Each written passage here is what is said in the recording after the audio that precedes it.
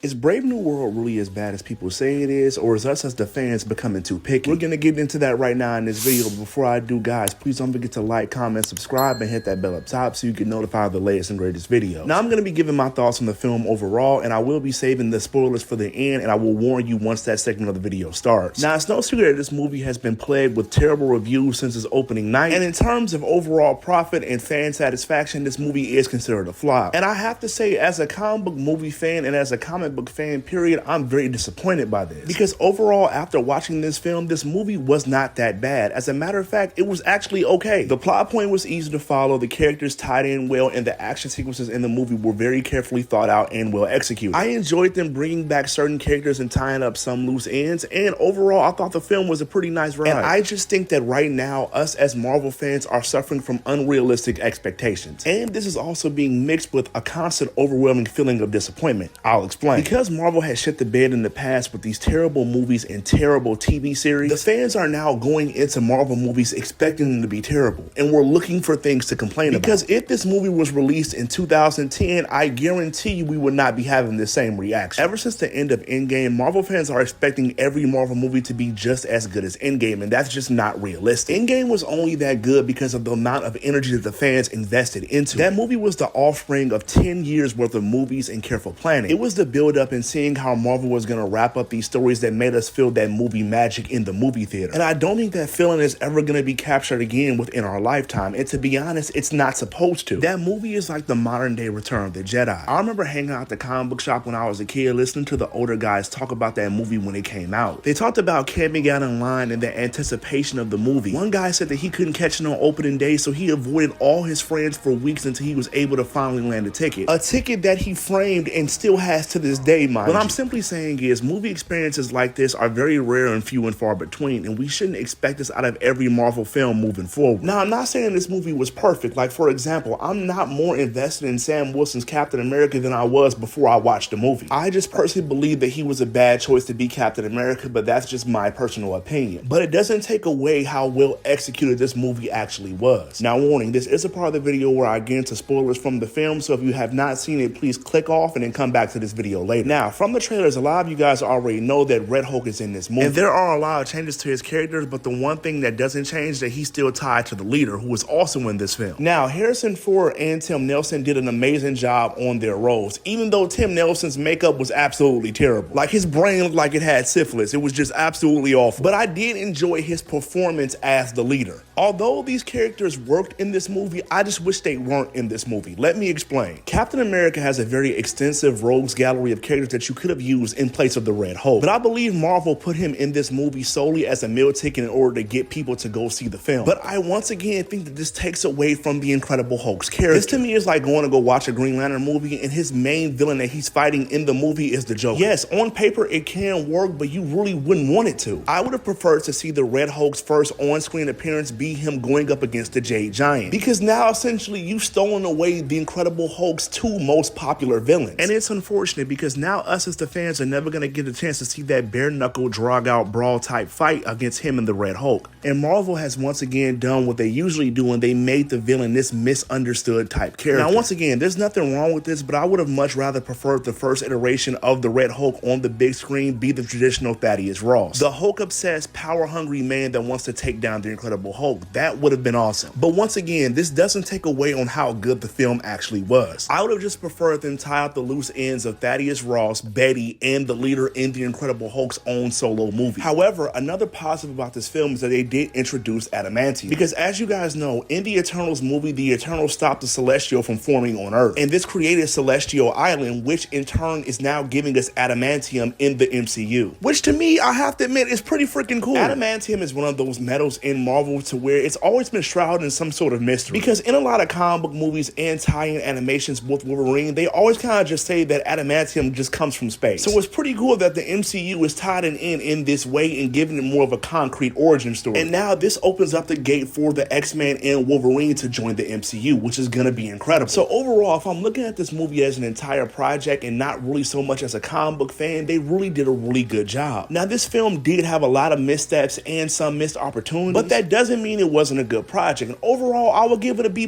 because let's face it, after Madam Web, the MCU really doesn't have nowhere to go but up. But I'm only only giving it a B plus as a standalone movie. Meaning, if you're going into this movie expecting to be entertained and you're just looking for a nice superhero movie, it's going to do the job. But if you go into this movie looking at how it's going to fit in the MCU, you're going to be very disappointed. Because right now, the MCU continuity is a giant mess. Because another big plot point for this movie is that the president, Thaddeus Ross, wants to rebuild the Avengers. And my first thought was, with who? Because Tony Stark is pushing up lug nuts. Natasha's dirty dancing in heaven. Hulk and Thor are both retired. Steve Rogers' Captain America is at Shady Acres. Wanda is presumed deceased, but even if she's not, she went on a rampage and murdered a bunch of people over 2 kids that wasn't even real. So it's safe to say that she's not coming back. Doctor Strange is doing house calls in a different dimension right now, so he's gone. Wakanda still hasn't probably recovered from the massive civil war they had with the Atlanteans, and plus the new Black Panther sucks. Everyone hates Captain Marvel, and Hawkeye is still Hawkeye. So what's left? And yes, there are other characters that have been introduced in the MCU they can pull into the Avengers, but their characters have either been long forgotten or they're not developed enough to make the audience care about them. So Marvel pretty much wrote themselves in a corner when they benched all of their best players. And instead of taking time to cultivate and develop new ones, we were hit with rushed movies and sloppy side projects. And not to mention that Thaddeus Ross was the person that introduced the idea of bringing back the Avengers. And at the end of the movie, he was immediately put in jail. So even when Marvel does make a decent movie, their storyline continues to be all over the place. But even with all of this, I'm gonna give this movie a solid 3.8 out of 5. If you guys haven't already, go see the movie and let me know what you think about it in the comments section. And let me know, do y'all think Sam is actually a good Captain America, or do you prefer Steve Rogers? But guys, look, I gotta get up out of here, and once again, if you stuck with me this long, I really do appreciate it. Please don't forget to like, comment, subscribe, hit that bell up top so you get notified of the latest and greatest videos.